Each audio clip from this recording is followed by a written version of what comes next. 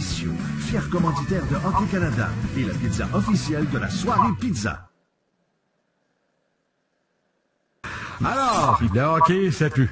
Salut Sylvain. Le hockey, ça pue. La grande question, c'est pourquoi on sue puis pourquoi ça pue?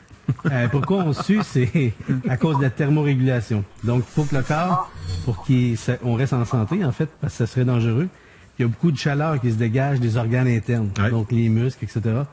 Et pour refroidir le corps à l'intérieur, ben il y a de l'eau qui s'évapore sur la surface de la peau, qui vient refroidir le système vers l'intérieur, ce qui garde notre corps à 30,7 Celsius. C'est la même chose pour le froid, quand on a de la chair de poule, puis des poils, c'est thermorégulation aussi, c'est juste... C'est la thermorégulation. Donc, aujourd'hui, de plus en plus, ce qu'on a comme certaines compagnies qui vont faire des sous-vêtements qui vont permettre que la sueur soit vers l'extérieur, mais en même temps, qui va permettre au corps de rester plus froid. Parfait. Donc, pour s'assurer qu'à l'intérieur, mais il n'y a pas de problème. Mais la sueur, pourquoi ça pue? C'est pas la sueur qui pue. C'est pas notre sueur qui pue, c'est parce qu'il y a des bactéries qui se forment et ces bactéries-là mangent la sueur. Donc, mangent les résidus de la sueur. Et ce qu'on sent, c'est les excréments des bactéries.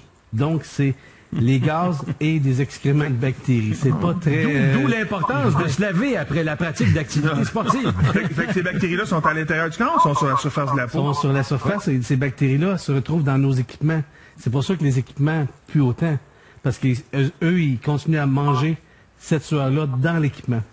Donc, si on n'avait pas l'équipement en tant que tel, la sueur n'aurait pas autant d'odeur nauséabonde que s'il y a des microbes qui viennent manger notre sueur et qui, après ça, nous laissent leurs excréments qui sentent pas très bon. Vous savez que, messieurs, évidemment, les compagnies courent, c'est sûr, après les sportifs, justement après avoir vu un genre de publicité comme ça de la science du sport.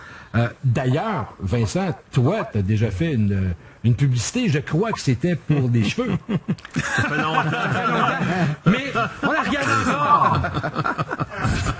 Bonjour, ici Vincent Champousse pour vous parler de Danfou. Vincent Danfousse pour vous parler de shampoo. Quand je m'esprime devant l'écran média de télévision et les millions de dollars qui me regardent, mes cheveux se doivent d'être impeignables, inspeccables. Des testicules sur mes épaulettes, il n'y en est pas question. Non, Gilles. Pour les éliminer des séries, il existe un shampoo qui embraye les testicules, les pellicules. Il donne une belle appartenance à ma brosse de bol. Quand il faut avoir des cheveux sur la tête et une tête sur les épaules, alors j'emploie Head on Shoulder. Il contient des ballons qui détruisent les saletés de mon cuivre chevelu et le rendent frustré et brillant. Caméra 2, Vincent Danfousse, on tourne! Je peux pas toujours avoir une tête en dessous de mon casque. Head on Shoulders tous les jours. Bon, bien sûr, c'était la parodie. Hein? C'était la parodie de Rick Pelletier. Je chantais bon, j'avais pas de pellicule. Oui. Donc, c'est évidemment Rock et Belles Oreilles. Rock et Belles Oreilles, d'ailleurs, vous allez pouvoir les voir pour le 33e festival Juste pour rire. C'est au Centre Bell les 10 et 11 juillet 2015. Et donc, c'est The Toons cette année. On vous présente The Toons. Les billets sont disponibles chez evenco.ca ou OAAA.com, billetterie du Centre Bell pour aller voir The Toons. Rock et Belles Oreilles. Ils sont vieux, hein, Rock et Belles Oreilles. C'est comme... il me semble qu'ils reviennent toujours avec quelque chose. OK, anecdote malodorante maintenant. Vous en avez vécu avec la quantité de stock de hockey que vous avez porté dans votre vie?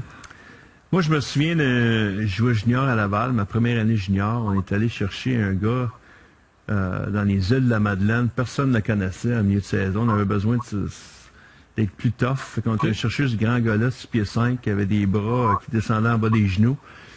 Puis c'est le premier gars que j'ai vu junior qui est arrivé avec son manteau de laine. Il a fait la pratique. Puis après la pratique, il a remis son manteau de laine, il n'a pas pris sa douche, puis il est parti à la maison. Fait que... quelle année, Vincent, que je peux dire son nom? Non, il est tough chez moi, je ne peux pas dire son nom. Il est tough, il habite Montréal maintenant, c'est ça. Non, évidemment, ben là, on vient de le voir, que c'est ça, les bactéries, donc, qui les cheveux connaissent ça en tête. On parlait des fameuses douches russes. Nous autres, là, souvent, les Européens, souvent, ils partaient des pratiques. Douches russes? Ben, on appelait ça de même, mais souvent, les Russes sortaient des pratiques rapidement, Puis par le temps qu'on arrivait dans le vestiaire, il était déjà parti. Donc on s'assumait qu'il prenait pas le dos. C'était 2 coups de derrière derrière, puis c'était parti. Et en tout cas.